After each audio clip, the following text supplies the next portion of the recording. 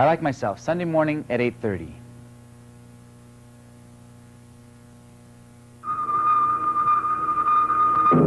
This is King News Service for Saturday, August 5th.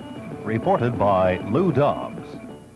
Good evening. One person has been killed, several others seriously injured in a head-on collision this afternoon on the Evergreen Point Bridge.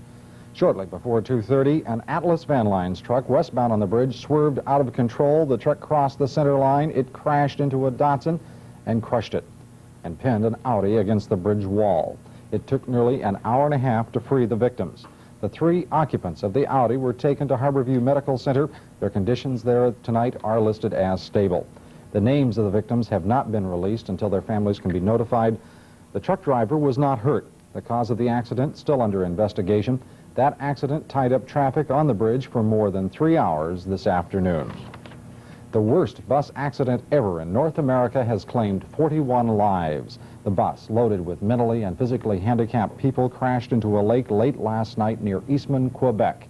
Lee McCarthy reports. Went into the lake just before midnight. It floated for almost half an hour before it sank, but most of the 48 people on board were mentally or physically handicapped and could not swim. 7 people, the driver, 5 volunteer workers, and tour director Alain Pouliot, escaped before the bus went down. Later, Pouliot described what it was like on the bus. And we get into the water about 40 to 50 miles an hour. And we float just like a boat for about 100, 150 feet. And the first thing I thought in my head was to open the door. I have very big difficulty to open it. Claude Marino tried to get to the bus minutes after it hit the water.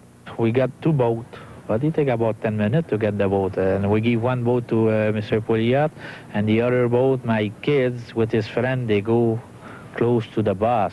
But during that time, the bus is still go in the water.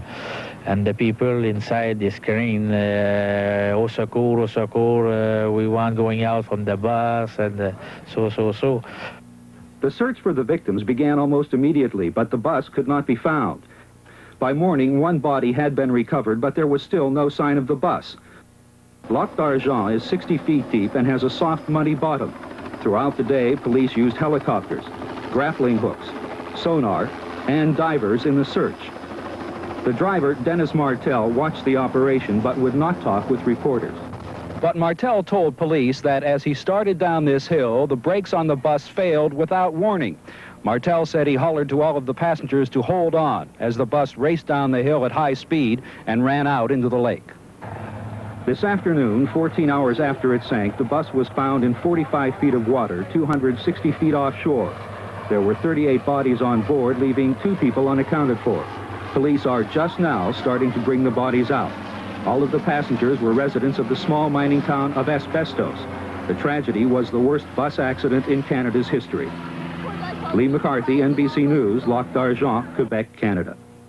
The death toll in those Texas flash floods has risen to 23. Workers are searching the debris for another dozen people who are missing, and the heavy rains are apparently not over.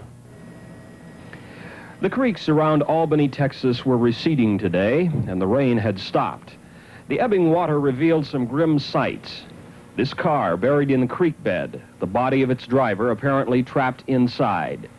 At least 6 people are dead here, and the local sheriff says the death toll